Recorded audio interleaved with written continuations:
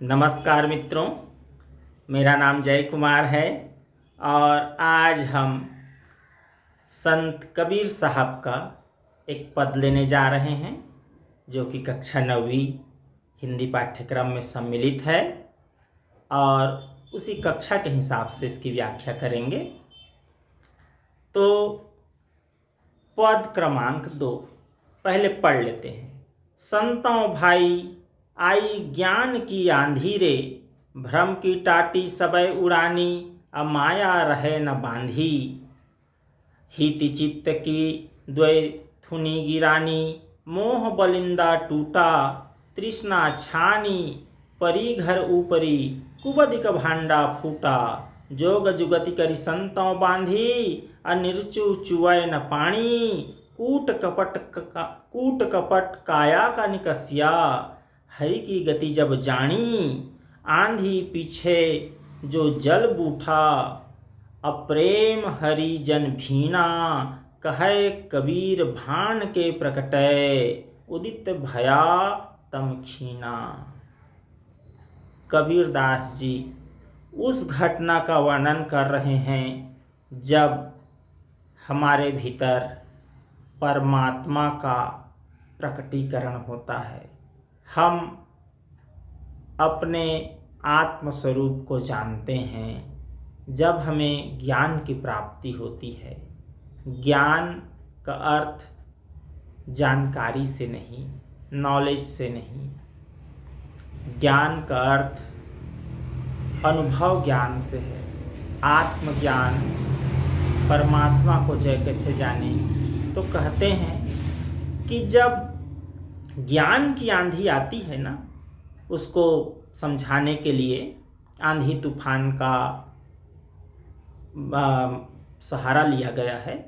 कहते हैं कि संतों जब ज्ञान की आंधी आती है ना, तो वो सामान्य आंधी नहीं होती। जैसे आंधी आती है, ज्ञान के आंधी आने से सारे कूड़े करकट उड़कर चले जाते हैं, किसी का घर टूट जाता है, पेड़ टूट जाते हैं, बहुत सारे परिवर्तन होते हैं। वैसे ही ज्ञान की आंधी जब आती है तो क्या क्या टूट जाता है, क्या क्या दूर हो जाता है। तो कहते हैं कबीर दूसरी पंक्ति में, भ्रम की टाटी सबय उड़ानी। भ्रम, जैसे पहले समय की बात है कि पहले समय आजकल जैसे प्लास्टिक और पन्नी और तिरपाल इस तरह की सुविधा थोड़ी कम होती थी, तो बांस की टाटी बनाए रहते थे। एक बांस को ही जैसे सूपा वगैरह आप देखे होंगे, उसी तरह से गुथ करके पूरे बांस पतली पट्टी बना करके घेरा उरा रखने के लिए, घर में कहीं खिड़की उड़की के पास उसको घेरा करने के लिए उसका उपयोग करते थे। तो उसी को टाटी कह रहे हैं। तो कह रहे हैं कि हमारा जो भ्रम है कि परमात्मा है कि नहीं, ये कैसे करें, या किसी पर झूठा विश्वास हो जाता है, ये सब हमारे जो भ्रम बने रहते हैं, ये जो है टाटी के समान है। और समझने के लिए पर्दा कह सकते हैं। टाटी माने पर्दा नहीं होता, लेकिन समझने के लिए कह सकते हैं। तो भ्रम की टाटी सबय उड़ानी, जब ज्ञान की आंधी आती है तो भ्रम जो है पूरी तरह से मिट जाता है, उड़ जाता है। और माया रहे न बांधी, माया जो है हमें बांध कर नहीं रख पाती। तो माया क्या है? माया का सामान्य अर्थ स्त्री पुरुषों के लिए और पुरुष स्त्रियों के लिए ले लेते हैं, किंतु इतना ही अर्थ नहीं है। मैं और मेरा, अहंकार और लोभ मोह, और ये जो है माया है।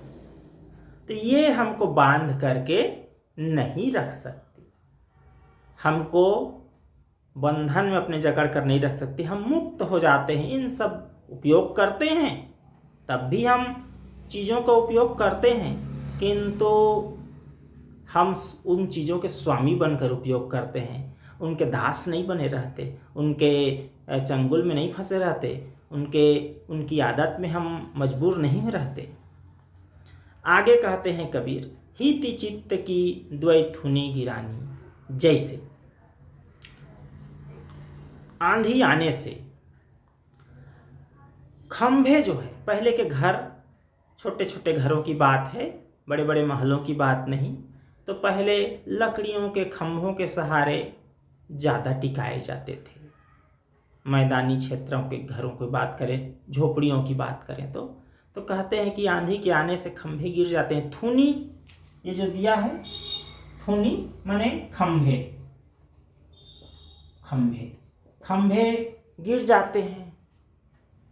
वैसे ही हमारे चित्त के जो खंभे हैं, जो हमारा अविश्वास है, वो गिर जाता है।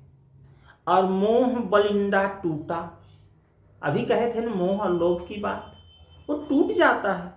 जैसे घर में आजकल तो सब लिंटर वाला घर हो गया, पुराने समय में छप्पर के घर हुआ करते थे, तो उसमें जो मुख्य कहना चाहिए लकड़ी, बड़ी सी मोटी लकड़ी लगी रहती थी ऊपर में, जिसके सहारे और छोटी छोटी लकड़ियां लगी रहती थी, तो मोटी लकड़ियों को कहते हैं बलिंदा। बोलचाल में छत्तीसगढ़ी में जिसको माथा पाटी कहते हैं, तो उसी को बलिंदा। तो वो जो है मोह का बलिंदा टूट जाता है और सब गिर जाता है। यहाँ पर घर के खंभे टूट जाते हैं और लकड़ी टूट जाती है, सब नष्ट हो जाता है, ऐसा क्यों कह रहे हैं? घर प्रतीक है हमारे मोह माया का, हमारे बंधन का, उसको छोड़कर नहीं जा सकते, ऐसे करके तो सब टूट जाता है। ये मोह माया बंधन सब टूट जाता है। और फिर तृष्णा छानी परी घर ऊपरी, अब कुबुद का भांडा फूटा। और तृष्णा को बता रहे हैं, जैसे छानी, छानही, छप्पर, छप्पर जैसे टूट कर गिर जाता है, उसी प्रकार हमारे जो तृष्णा है, जो परमात्मा तक पहुंचने को हम के लिए हमारे मार्ग में बाधक है, तृष्णा और की चाह, ये तो टूट जाती है।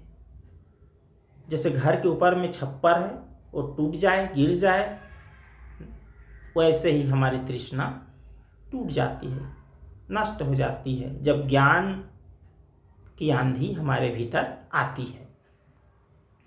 और निर्चु चुआए न पानी, निर्चु दिया है, निर्चु माने थोड़ा से भी, और चुआए माने रिसना, चूहना। छप्पर के घर में कहीं थोड़ा से छप्पर टूट गया, फूट गया हो, तो वहाँ पर पानी टपकता था, बर्तन रखते थे कि बरसात के दिनों में उसको ठीक करने के लिए, यानी पानी इधर उधर फैले ना, उसके लिए। तो कहते हैं कि नीचे आ गए थे, पहले ऊपर का देखते हैं। तृष्णा छानी परी घर ऊपरी, कुबुदिक भांडा फूटा। और जैसे छानी टूट जाती है, वैसे ही ज्ञान के आंधी आने से कुबुद्धि है हमारे मन में, तरह तरह के बुरे विचार, बुरे मत और हमारे साधना में बाधक जो हमारे दुर्गुण हैं, वो सब का भांडा फूट जाता है और वो सारी कुबुद्धि नष्ट हो जाती है। अब फिर कहते हैं कि जोग जुगति करी संतों, कि हे संतों, ये ज्ञान की आंधी कब आएगी जी? अचानक से ऐसा नहीं है कि इस पर ज्ञान की आंधी आ गई, उस पर ज्ञान की आंधी आ गई, किसको ज्ञान प्राप्त हो गया, उसको ज्ञान प्राप्त हो गया ना। उसको जोग जुगति कर संतों, योग युक्ति से संतों को ज्ञान की आंधी आती है। ध्यान करने से, अपने भीतर परमात्मा की तलाश करने से, एक दिन योग की युक्ति से, इसको कहना चाहिए, आंधी आती है। और कहते हैं कि जो संत लोग हैं, वो अपने योग युक्ति से अपने छप्पर को बांध कर रखते हैं, मोह माया में नहीं फंसे रहते, तो उनका छप्पर नहीं टूटता, उनका तो ठीक रहता है। और कहते हैं कि निर्चु चुआए न पानी, मोह माया ये सब का, दुर्गुण का एक बूंद भी अब नहीं रिश्ता, क्योंकि उनका छप्पर तो मजबूत है, क्योंकि उन तो योग युक्ति से बांध कर रखे हैं। और कहते हैं आगे कबीर, कूड़ कपट काया का निकस्या। जैसे आंधी के आने से कूड़े करकट कूड़ कपट। तो कूड़े करकट जो है उड़कर चले जाते हैं। वैसे ही ज्ञान की आंधी आने से हमारे भीतर के जो छल कपट रूपी जो कूड़े करकट हैं वो निकल जाता है और दूर हो जाता है। कब? जब हरि की गति सब जानी, हम हरि की गति परमात्मा की गति को परमात्मा को जान लेते हैं तो ये छल कपट बिल्कुल नहीं रह जाता, साफ हो जाते हैं, निर्मल हो जाते हैं। और आंधी पीछे जो जल बूठा और ज्ञान की आंधी जब आती, जैसे आंधी आने के बाद पानी गिरता है तो पानी की जो बूंदें हैं उसके पड़ने से कितना अच्छा लगता है, उसके भीगने से आषाढ़ की गर्मी में, जेठ की गर्मी में। तो वैसे ही कहते हैं कि ये दुनियादारी छल कपट मोह माया के बंधन से जब हम छूटते हैं, ज्ञान की प्राप्ति होती है, तो उसके बाद जो प्रेम का जल बरसता है परमात्मा के रूप में, उससे जब हम भीग जाते हैं, प्रेम हरिजन भीना, पर भक्त लोग परमात्मा की वर्षा से जब भीग जाते हैं, उनकी अनुभूति से जब अहोभाव में भर जाते हैं, तो कितना प्यारा लगता है, कितना अच्छा लगता है। कहे कबीर भान के प्रकटय, वो तो ऐसी बात हो जाती है भक्तों। कबीर कहते हैं कि भान के प्रकटय, जैसे प्रकाश के प्रकट होने पर उदित भया, जब प्रकाश उग जाता है, सूरज उग जाता है, प्रकाश आ जाता है, तब माने अंधकार जो है,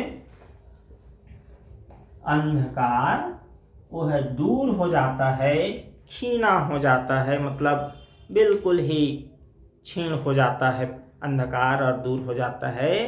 वैसे ही ज्ञान रूपी आंधी के आने पर हमारे भीतर के सारे कूड़े करकट साफ होकर सारा अंधकार दूर हो जाता है और हम ज्ञान के प्रकाश से प्रकाशित हो जाते हैं। तो बहुत बहुत धन्यवाद, आपने इस वीडियो को देखा और इस वीडियो को लाइक करें, आपसे आग्रह है, और चैनल को सब्सक्राइब अवश्य करें।